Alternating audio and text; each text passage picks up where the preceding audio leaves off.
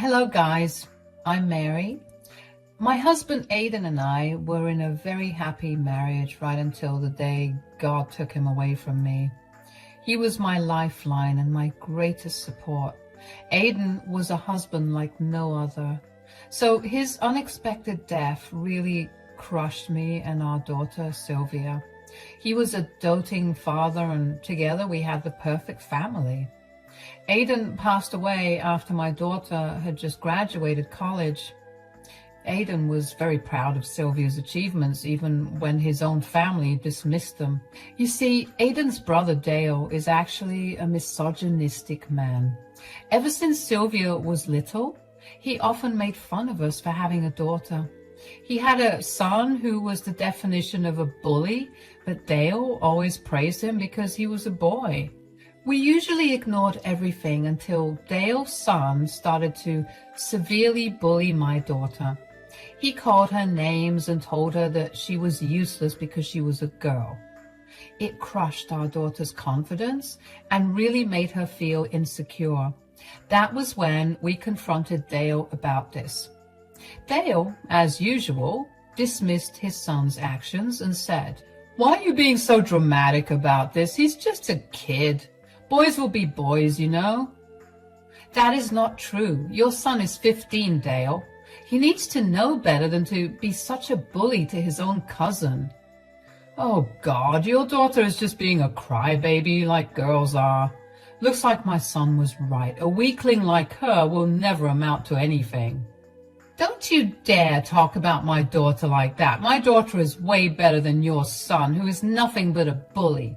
I see where this anger's coming from, Aidan. You are just mad that I have a son while you don't. You know that your daughter is useless and a burden.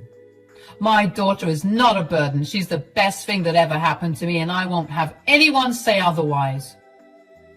Aidan had always been protective of Sylvia, and so was I.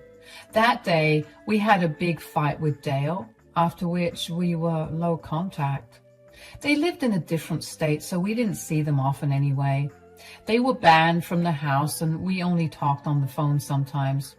While I maintained my distance, Aidan remained in contact, but didn't entertain his brother's awful comments.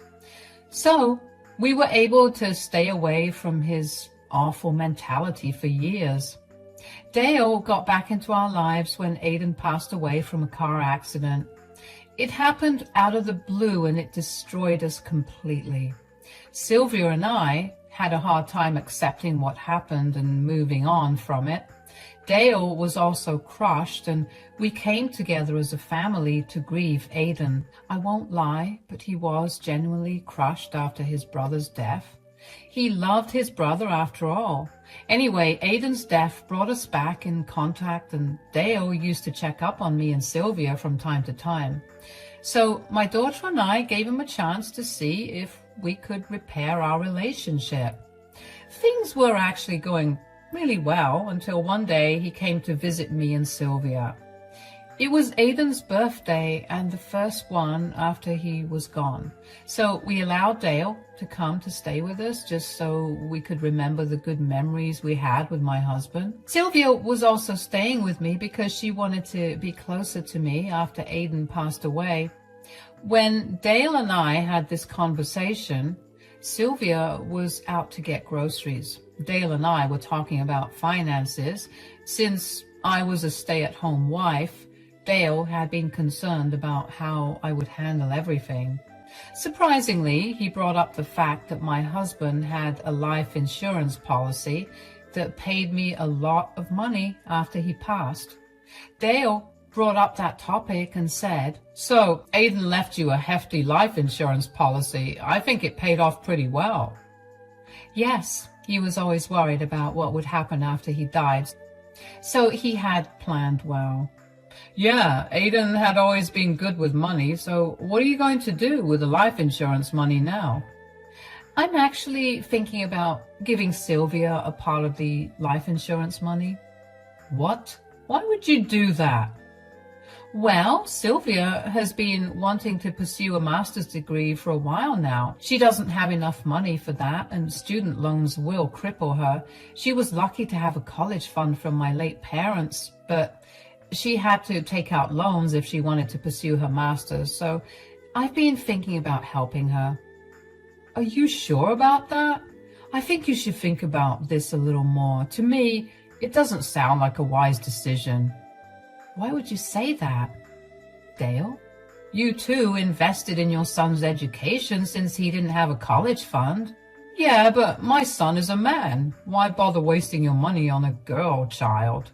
She will amount to nothing anyway. This was something that I hadn't expected Dale to say at all. I had no idea why he thought I would be wasting money on Sylvia by investing in her education. Yes, my daughter could take out loans, but I didn't want that for her. I would have plenty of money left over even if I paid her tuition. So I don't know why Dale was so against it. What really caught my attention was how Dale hinted that his disapproval of my decision lies in the fact that I was investing in a girl's education and not a boy's. It was simply too bizarre for me to accept. I said, "What are you trying to say, Dale?" What I mean is that you should use your late husband's money on something that will actually benefit you. Giving your daughter money for education is just useless. How is it useless? I don't know why you're saying this. My daughter is pretty smart, and I'm sure she will do very well in her master's. Women like you will never understand the importance of managing money. This is exactly why you should listen to me and put that money into investments. You will have a good life living off of those investments. I can always try to find some work. I don't need to live a life of luxury anyway. This is about my daughter, Dale. It's about her dreams. She won't be able to pursue a master's degree if I don't help her. What on earth will she do with a master's degree anyway? She's a girl, and girls cannot make it big in this world. Look at her sitting around even with a bachelor's degree. I was pretty offended on my daughter's behalf. She didn't deserve to be criticized like that. Just because I didn't broadcast her successful career to the world, Dale thought that Sylvia was unemployed and not getting good job offers. That was ridiculous because I knew what my daughter was capable of. She wasn't taking those jobs for now because she really wanted to get a master's degree, and I was going to support her. But first I needed to destroy some false notions that Dale had about Sylvia. So I said, "My daughter isn't sitting around, Dale. She just wants to learn more." "Oh, please, Mary, don't tell me that crap story. I know that Sylvia will never have a job like my son. Girls don't have any place in high-paying jobs anyway." That is a very misogynistic thing to say, Dale. Why would you insult your own niece like that? I'm just saying things as they are, Mary. If you really want to prove yourself to be smart, you should take that money and invest it somewhere else. As for Sylvia, just ask her to trap some rich man and marry him. That's the best she can do to get to my son's level. At that point, I was extremely angry and offended by Dale's words. I wanted to defend my daughter and my gender, but didn't do that. I knew that Dale wasn't someone who would listen to me explain things to him rationally. He was truly a very small-minded man who thought women were only good for getting married and having kids. The comments he made about my daughter were just vile. It brought back a lot of negative emotions in me. I suddenly remembered why Aiden didn't want his own brother around. Dale kept on talking trash about me and my daughter. His general hatred for women was just astounding to me. I only tolerated his stupid speech because he was a guest at my husband's funeral. Plus, I knew that words wouldn't help my case, so I chose to wait for the future to show him how wrong he was about everything. I didn't bother wasting my energy on him. Instead, I held my tongue till he left the next day. Even after he was gone, he didn't forget to remind me that maybe I should make some good use of my money instead of wasting it on stupid women's impossible dreams. Yeah, those were his exact words. I didn't listen to my brother-in-law at all. Maybe some of you will think I shouldn't have spent so much money on a grown woman. But here is the thing, guys. I had always been a housewife and never had any financial independence. While that worked for me, I knew my daughter would be happier climbing higher in her career first. She was also a brilliant student, so I thought she deserved this opportunity. I'm sure my husband would have wanted it too. So I went ahead and gave Sylvia the money. My daughter actually started to cry when I told her my plans. She said, "I can't believe how much you trust my capabilities, Mom. Even after Dale told you not to do this, you still offered to pay my tuition." Wait, what? Dale told you about our discussion? Yes, Mom. He came to me and told me that I shouldn't be a greedy witch and waste Dad's money. That made me super mad, guys. The audacity of Dale really had my rage coming to a boiling point. My poor daughter was already traumatized by my husband's passing. She was still grieving and dealing with her father being gone. Dale, instead of being empathetic, was actually working on hurting Sylvia more. I was furious but kept calm because I needed to calm down my daughter, who was a crying mess. She really felt guilty for taking her father's life insurance money. So I comforted her and said, "Listen to me, Sylvia. Your father would have been happy to share his money with you. You know how much he loved you, right? He was also proud of you, Sylvia. I'm sure he would have wanted this too." But Dale said that. Don't you dare consider what Dale said, Sylvia. He's a horrible man who can't see your potential. Maybe it was because we never rubbed your achievements in his face. Anyway, his opinion doesn't matter. We will manage everything. I want you to study and get that dream job of yours, Sylvia. Thank you so much, Mom. I don't know what I would have done without you. I promise you that one day you will be able to look at Dale and tell him how wrong he was. I won't let you down. My daughter made me a promise that day. I, too, made a promise to myself. I promised that when my daughter makes it big, I won't be humble about it. I am going to rub it in Dale's face so that he can see how much he has messed up. But it was going to be a long time before that day came. Sylvia actually moved in with me to cut down on her expenses. Both of us had to get jobs to run the household. I hadn't worked a single day in my life after getting married, so it was a little difficult to get back into the workforce. But I managed to find a job and support myself. Yes, it didn't pay much, but I didn't live like a queen anyway. The house was paid off, and I had money saved for medical emergencies and such. Sylvia also worked after university and contributed to the household. Together, we had a pretty decent life. When Dale called and found out about this arrangement, he laughed and said, "You two are living proof that women are stupid. I told you to invest that money so that you can have a comfortable life." I have a pretty comfortable life, Dale. I don't think you understand that. I have no complaints about how I am right now. Oh, please, Mary. You're fooling no one like that. You had to take a minimum wage job even when you never worked a day in your life after marriage. Meanwhile, I have actually left my job because my son is giving me an allowance. I am truly blessed to have a son like him. Well, I'm pretty blessed to have a daughter like Sylvia, Dale. Good for you that your son is taking care of you. I'm happy in my life and you are happy in yours. You won't be happy for long, Mary. Looks like you'll have to work till you die. I pity you. Anyway, all the best, Mary. Let's hope you and your stupid daughter don't end up on the streets after these horrible decisions you've taken. I didn't bother to continue that conversation after hearing those comments. What was the point in arguing with him? I was happy that his son was taking care of him and giving him an allowance. He was happy with his life and I was happy with mine. But even when I was happy for him, he couldn't be happy for me. It really told me just what kind of a relationship we had. He had called to boast about his son giving him an allowance. He didn't call out of genuine care for me or my daughter. So next time onwards, I kept my head low and didn't give out too much information when he called. 2 years had passed since I offered to pay for my daughter's education. She graduated from university with a master's degree, just like she had planned. She worked so hard and completed so many good internships that she was offered a very high-paying role right after she graduated.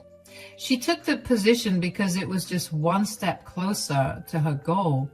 Sylvia was absolutely overjoyed.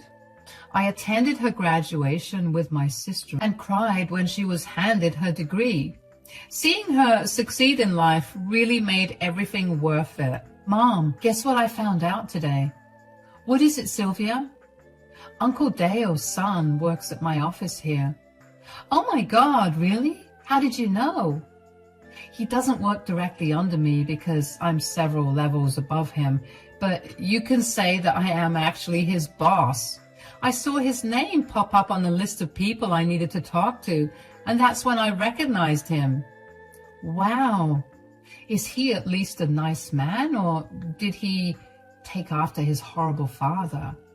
He is far from being nice, Mom. The company is investigating him for embezzlement. He stole from the company regularly and spent it on himself. That was something I hadn't expected to hear at all. My daughter was telling me that Dale's son was basically a thief.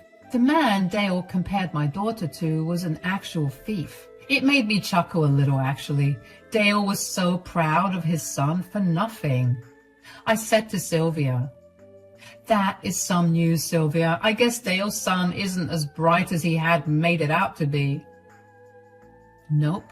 He's a criminal, and now he will soon lose his job." "Really? Is that what everyone had decided?"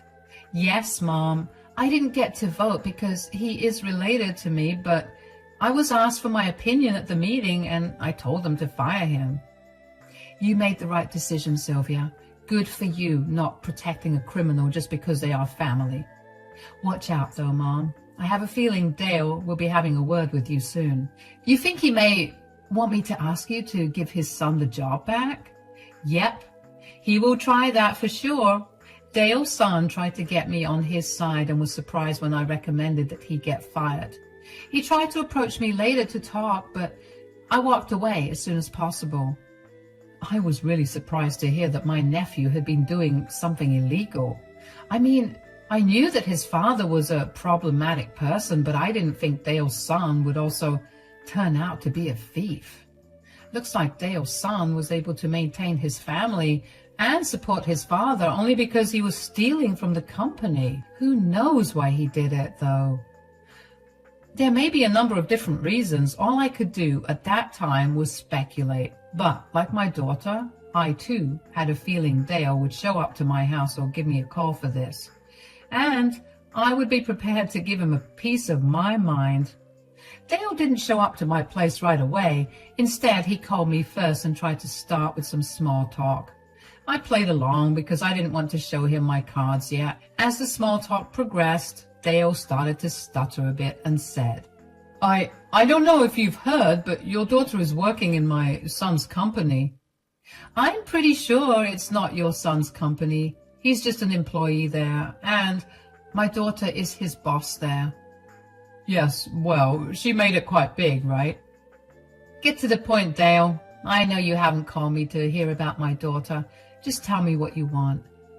Dale went silent, probably because he was taken aback by my directness. His poor show of wonder or astonishment did nothing to put me in a good mood. Instead, I was reminded of the time he had called my daughter useless, among other things. So my temper was starting to rise, and I didn't have time for his nonsense. When I told him to be direct, he awkwardly said, "Well, I don't know if you're aware that my son has run into some trouble at work." "I have heard of it, but I don't see what I can do about it." "The thing is, your daughter is his boss and actually has a good relationship with all the seniors there. So I was hoping she could help him out a little. How do you think my daughter can help, Dale? She can't help out your son just because he's family. That would be very unprofessional. Plus, she didn't get to make the decision anyway. You don't understand, Mary. My son has told me that your daughter has a very good relationship with everyone in the company. She is very well respected for her work. If she puts in a request with her superiors, they might consider giving my son a second chance. Only Sylvia has the power to save him, Mary. At that comment, I burst out laughing. My anger had gone down immediately, and I just couldn't hold my laughter. It was funny to hear Dale sound so desperate for my daughter's help. Mind you, guys, this is the same girl who he dismissed as being stupid and useless. Now he was saying that Sylvia was the only one who could help Dale's son. It was funny how fate played him.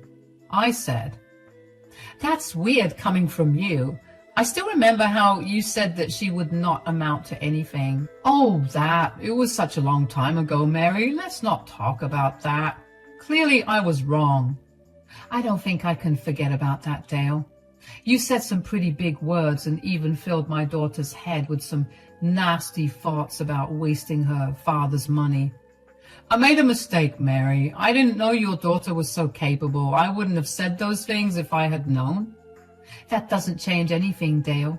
You can't change the fact that you humiliated my daughter and demeaned her. She never deserved that. However, your son deserves to be fired because he did something terrible." Dale changed his tune and sounded a little desperate now. He knew that he couldn't defend his son. There was plenty of proof that he stole money from the company he worked at. So my brother-in-law couldn't make excuses for him either. But he did try to change my mind by playing the family card. He said, "I know my son messed up, and so did I, Mary, but please, just give us a chance. He needs this job and only Sylvia can help. He is positive that his cousin can help. He even tried to talk to her, but Sylvia walked away and avoided him." "Can you please talk to her, Mary?" "I don't think so, Dale. I wholeheartedly support my daughter in what she did. She has no obligation to help a criminal like your son. My daughter is actually a professional and won't jeopardize her reputation by speaking in favor of someone like your son." "This is a horrible thing to say, Mary. We are family, and your daughter is being a little witch to her cousin. You need to set her straight and teach her some family values. She should always help out her family." "Stop right there, Dale. You have no shame in insulting my daughter again. I don't care what you think, but you are not family. Someone like you will never be called our family again. I won't tell my daughter to help you and your son because none of you deserve it." I said that and hung up on Dale before he could sprout some more nonsense about family values and such. His entitled attitude made me angry again. Despite everything that happened, he still tried to criticize my daughter. He had absolutely no shame and deserved whatever was coming to him and his family. Dale's son also bullied my daughter a lot when they were younger, and that's why we stopped contact with them anyway. So I can't say Dale's son is a good man either. Besides, justice must be served, and the boy absolutely needed to be fired. Dale kept trying to reach me over the phone and even texted me from time to time. He was trying to make me feel guilty for not helping his son. He also said some crap about how family helps family and other things. It was infuriating and entertaining at the same time. Who would have known that Dale would be desperate for me and my daughter's help? I did know that my daughter would become successful and show Dale that women can excel in their careers as well. But karma came back very hard for my brother-in-law. He was in big trouble and actually ended up flying to my city to see me. A week after our phone call, Dale showed up on my doorstep looking haggard and weary. I let him in because I wasn't going to shut the door in his face. I'm not that kind of person, so I let him come inside my home. He looked really nervous and kept fidgeting. When I asked him what the matter was, he said, "You know what the matter is, Mary. My son is about to be fired. Things are really tense at home." "Ah, yes, I remember that, Dale. Your son really shouldn't have stolen from the company." "What can I say, Mary? He knows he messed up. He's really sorry about it." "I guess being sorry won't help him now." "No, being sorry won't help. He tried his best to make his bosses understand, but they're not listening to him. Sylvia is our only hope. Please tell your daughter to give my son his job back. Only Sylvia's word will save him now." "I am pretty sure you said that my daughter is useless and won't amount to anything. Look what happened now, Dale. You are here begging for your son's fate, which lies in my daughter's decision. Well, let me tell you one final time now, Dale. My daughter will not help your son." But we will all become homeless now, Mary. They're threatening to sue my son for all the money. He will lose everything and we will be on the streets." "That's too bad, Dale. Looks like your investments in your son didn't pay off. And now you're just suffering those consequences. We are done here, Dale. What happened to you and your family is karma. You deserve this for being such a horrible man and instigating your son against my daughter. Now you will find for yourself and no one will help you." Those were the words I said before throwing Dale out. He cried and begged me to talk to Sylvia. Dale had tried to reach her, but he had been blocked on her phone. So he came to me to try and save his family. His stupid decision to quit his job and rely on his son was costing him now. He was right in assuming that he would be brought to the streets. That's actually what ended up happening. Dale's son was kicked out of his job. The company also ended up suing him, so now he is under a lot of debt. He quickly abandoned Dale and his wife because he simply couldn't shoulder their responsibility anymore. So Dale was thrown out of their rented home because his son had stopped paying his rent. Dale actually didn't have much money for housing because he helped his son buy a house. Well, it looks like that was a waste because his son is selling the house to pay off his debts. So Dale is now left with no money and his investment in his son ended up flopping big time. I am actually living a much better life than before. My daughter had returned all the money I had spent on her education so far. Sylvia and her husband are also trying to make me quit my job. They started a retirement fund for me and said that I needed to sit back and relax once the fund was full. I am truly blessed to have such a daughter in my life. I'm sure my husband is proud of Sylvia and happy that I helped our daughter even when everyone around me was discouraging me.